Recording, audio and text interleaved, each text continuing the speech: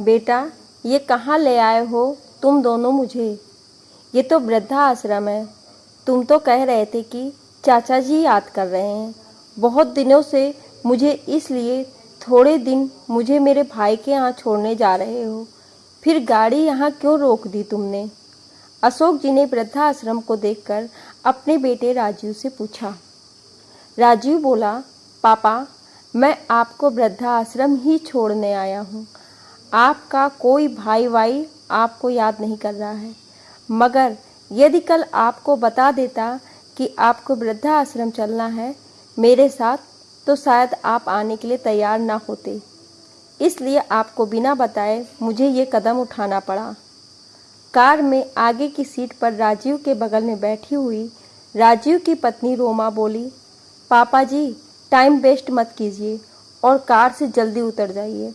हमें आपको छोड़कर पार्टी में जाना है। हमारे दोस्त हमारा इंतज़ार कर रहे हैं। पहले से आपने हमारा बहुत टाइम वेस्ट कर दिया है। पहले आपको अपने कपड़े नहीं मिल रहे थे, फिर आपको अपना टूथब्रश याद आया और निकलते समय मम्मी जी की तस्वीर याद आई। एक एक सामान याद करने और लेने में आपने हमारी पहले ही बहुत देरी करवा दी है। अशोक जी गाड़ी में बैठे बैठे गिड़गिड़ाते हुए बोले, ये तुम लोग मेरे साथ अच्छा नहीं कर रहे हो। मुझे मेरे भाई का नाम लेकर वृद्धा आश्रम छोड़ कर जा रहे हो। राजीव, क्या नहीं किया मैंने तुम्हारे लिए। बचपन में तुमने जो मांगा वह दिया, अपनी पाई पाई जोड़कर तुम्हारे भविष्य के लिए बचाया, और तुम मेरे सगे बेटे होकर मुझे यहाँ छोड़ने आए हो। राजीव बोला, पापा, वैसे भी क्या कर दिया है आपने मेरे लिए? पढ़ा लिखा कर बड़ा करना हर माँ बाप का फर्ज होता है। अब इस उम्र में आपके लिए यही सही जगह है। फिक्र मत कीजिए, थोड़े दिनों में यहाँ आपके दोस्त बन जाएंगे, फिर आपका यहाँ मन लग जाएगा।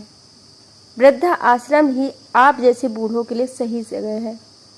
अशोक जी बोले, मुझे नहीं चाहिए बेटा दोस्त वोस्त, मुझे तो बस मेरे बच्चों का साथ रहना है।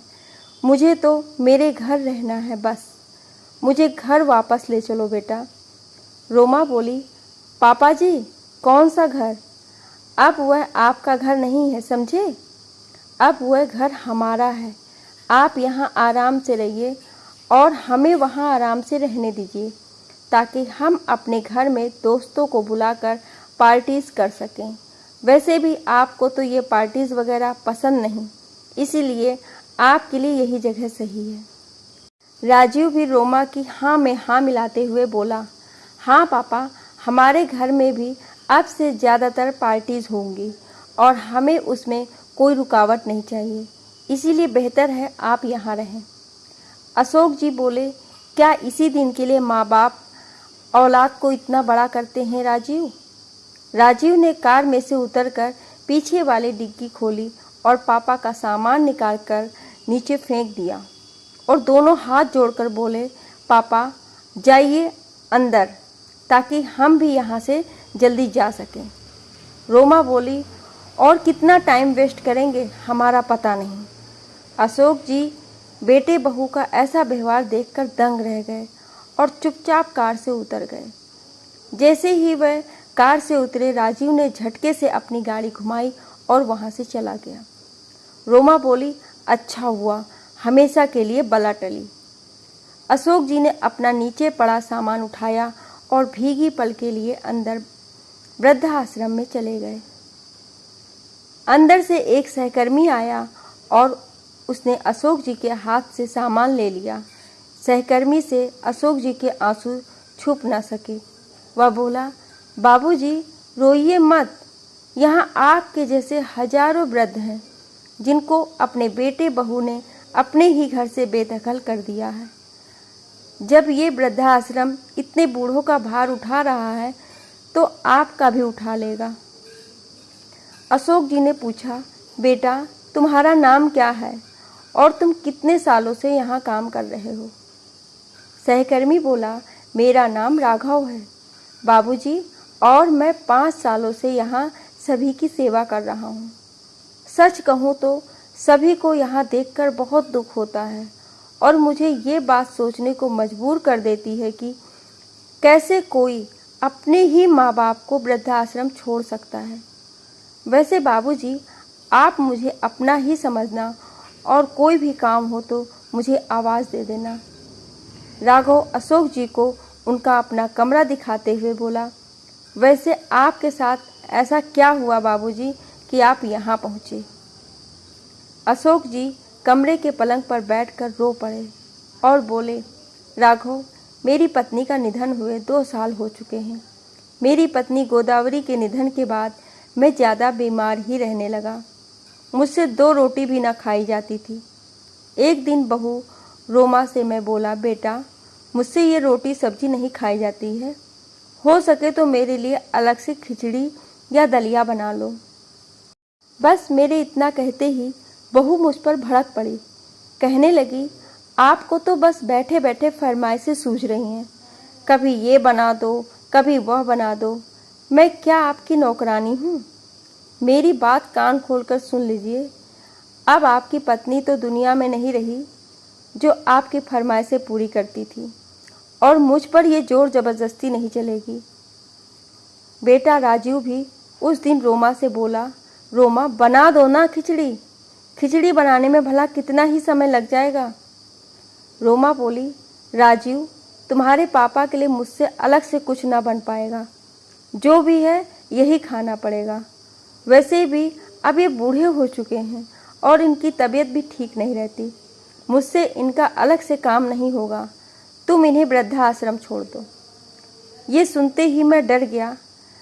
मैं बोला, बहू, अब आगे से मैं तुम्हें कभी कुछ नहीं कहूँगा, मगर मुझे वृद्धाश्रम भेजने की बात मत करना। उसके बाद मुझे बहू जो खाने को देती मैं चुपचाप खा लेता। भले मेरा पेट साथ दे या ना दे, मगर मैं उससे कुछ ना कहता।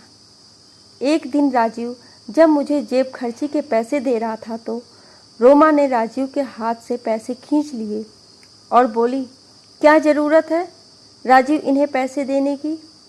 पूरे दिन घर में पड़े रहते हैं, टीवी और बिजली का बिल बढ़ाते हैं, वह अलग, खाने की भी सब कुछ मिल जाता है, तो उन्हें ये जेब खर्ची किस बात की दी जा रही है? मैं बोला, बेटा, कभी कभी नीचे दोस्तों के साथ टहलने जाता हूँ तो कभी कोई दोस्त कहता है कि रिक्शा में मंदिर चले जाते हैं।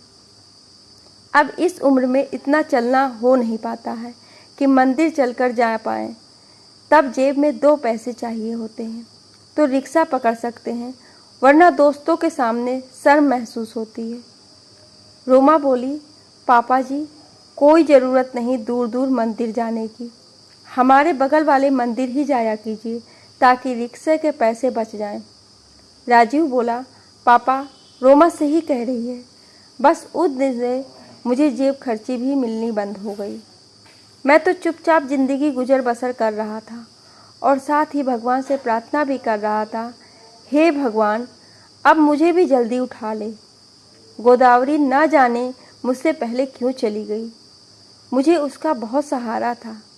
उसके जाने के बाद बहुत अकेला महसूस करने लगा था मैं। थोड़े दिनों बाद घर में राजीव और रोमा आए दिन अपने दोस्तों को बुलाकर पार्टीज करने लगे। मेरे कमरे को वह लोग बाहर से ताला लगा देते। मैं उस छोटे से कमरे में पड़ा रहता, मगर एक रोज़ रात को बाहर पार्टी चल रही थी और मुझे कमरे में बेचैनी महसूस होने लगी। मेरा दम घुटने लगा तो मैंने दरवाज़ा खटखटाना शुरू कर दिया। बहुत देर बाद राजीव और रोमा ने दरवाज़ा खोला और मुझे डांटने लगे। आज आपकी वजह से हमें अपनी पार्टीज जल्दी ख़त्म करनी पड़ी और हमारे दोस्तों को ऐसे ही वापस भेजना पड़ा। राजीव भड़क कर बोला, आपने पूरा मूड खराब कर दिया आज। दोनों ने मेरा हालचाल भी ना पूछा। मैं थोड़ी देर तक हाँफता रहा, मगर दोनों मुझे अनदेखा कर अपने कमरे में चले गए और आज मुझे मेरे भाई के घर छोड़ने का झूठ बोलकर यहाँ वृद्धाश्रम छोड़कर चले गए। मैं गिड़गिड़ाता रहा, मगर दोनों ने मेरी एक ना सुनी। अशोक जी की सारी कहानी सुनकर राघव की आंखें भी छलक पड़ी। राघव बोला, बाबूजी, फिर क्यों आप उन लोगों के साथ वापस घर जाना चाहते हो?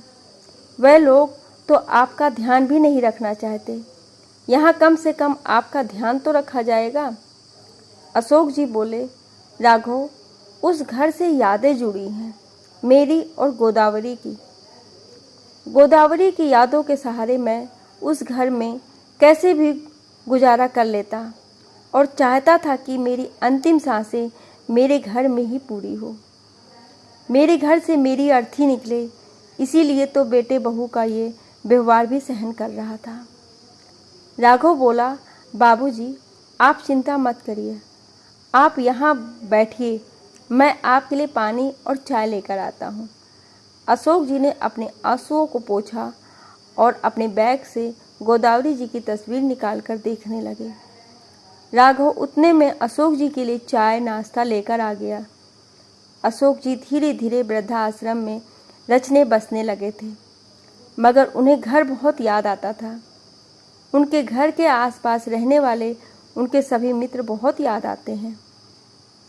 सुबह सारे वृद्ध मित्र साथ में सैर सपाटे के लिए जाते थे और शाम होते ही सोसाइटी की बेंच पर बैठकर गप्पे मारते थे। घर में बेटे बहू का व्यवहार बहुत अखरता था, मगर कम से कम उस घर में गोदावरी की यादें तो बसी हुई थीं। तन्हाइयों में उन्हीं यादों के सहारे ही जिंदगी कट जाती थी। एक दिन अशोक जी वृद्धाश्रम में कुछ पेड़ लगा रहे थे कि उन्हें अशोक जी के दोस्त शर्मा जी की बेटी ऋचा ने देखा और बोली, अंकल जी, आप यहाँ कैसे? ऋचा को देखते ही अशोक जी भाव विभोर हो उठे और उन्होंने सारी घटना ऋचा को बताई। ऋचा पेशे से वकील थी। दूसरे दिन ही राजीव के घर नोटिस पहुँच गया। नोटिस देखकर राजीव के पैरों तले जमीन खिसक गई। राजीव बोला, घर खाली करने का नोटिस आया है रोमा। रोमा गुस्से से बोली, राजीव, तुम भी बुद्धू ही रहोगे। पापा जी को वृद्धाश्रम छोड़ने से पहले ये तो देख लेते कि घर का लोन उन्होंने पूरा भर दिया है या नहीं। अब हम क्या करेंगे, कहाँ जाएंगे? राजीव बोला, घर का लोन तो पूरा भरा जा चुका है रोमा, फिर पता नहीं ये घर खाली करने का नोटिस क्यों आया है। अभी की अभी इस वकील के पास चलते हैं जिसने हमें ये नोटिस भेजा है। राजीव और रोमा ऋचा के पास पहुंचकर बोले, हम ये घर खाली करने का नोटिस क्यों आया है? हम इस घर के मालिक हैं। ऋचा ने अंदर से अशोक जी को बुलाया और बोली, अगर तुम दोनों इस घर के मालिक हो तो ये कौन है? अशोक जी को देखकर बेटा बहू हक्के बक्के रह गए और राजीव बोला, पापा आप बताइए इनको कि असली हकदार तो मैं ही हूँ इस प्रॉपर्टी का। आखिर उस घर पर मेरा भी तो उतना ही हक है जितना आपका। अशोक जी बोले, तुम असली हकदार कब से हो गए? उस दिन क्या कह रहे थे तुम कि मैंने तुम लोगों के लिए आखिर किया ही क्या है? तुम्हें पढ़ाया लिखाया, इस काबिल बनाया कि तुम आज अपने पैरों पर खड़े हो, और बहू तुम्हें हमेशा अपनी बेटी माना, मगर तुम दोनों ने मेरे साथ क्या किया? मुझे इस उम्र में जब तुम्हारे सबसे ज़्यादा ज़रूरत थी, तुम लोगों ने मुझे वृद्धाश्रम पहुंचा दिया। ऋचा बोली, कानून के अनुसार अगर बच्चे अपने माता पिता को घर से निकाल दे तो उनकी प्रॉपर्टी पर भी उनका कोई हक नहीं होता है। राजीव और रोमा दोनों अशोक जी से माफ़ी मांगने लगे और राजीव बोला, पापा जी आप चलिए, हमारे साथ ही रहिए, मगर हमें घर से मत निकालिए। रोमा बोली, पापा जी आप तो मुझे अपनी बेटी समझते थे ना, आप हमारे साथ ऐसा कैसे कर सकते हैं? ऋचा बोली, तुम दोनों अपना ये नाटक बंद करो। जो बच्चे अपने बूढ़े माता पिता को यूं घर से निकाल दें, ऐसे बच्चों को कभी माफ़ नहीं किया जा सकता। अशोक जी को ऋचा ने हौसला दिया था, जिससे अशोक जी में वापस आत्मसम्मान लौट आया था और वे बोले, तुम दोनों मुझे क्या रखोगे? मैं ही अब तुम दोनों को अपने साथ नहीं रखूँगा। मैं तुम दोनों को मेरी प्रॉपर्टी से बेदखल करता हूँ। आज बहुत दिनों बाद अशोक जी का खोया आत्मसम्मान वापस लौट कर आया। दोस्तों, माता पिता अपनी पाई पाई जोड़कर बच्चों को पढ़ाते हैं, लिखाते हैं और उन्हें एक काबिल इंसान बनाते हैं, मगर जब वही बच्चे बड़े होकर माता पिता को वृद्धाश्रम भेज देते हैं तो ऐसे बच्चों से तो निसंतान रहना अच्छा है। जो बच्चे अपने माता पिता के साथ ऐसा व्यवहार करते हैं तो बदले में माता पिता को भी उन्हें अपनी प्रॉपर्टी में से बेदखल कर देना चाहिए और ऐसे बच्चों का मुंह वापस कभी नहीं देखना चाहिए। इस कहानी में आपकी क्या राय है, हमें कमेंट करके ज़रूर बताएं। Thank you.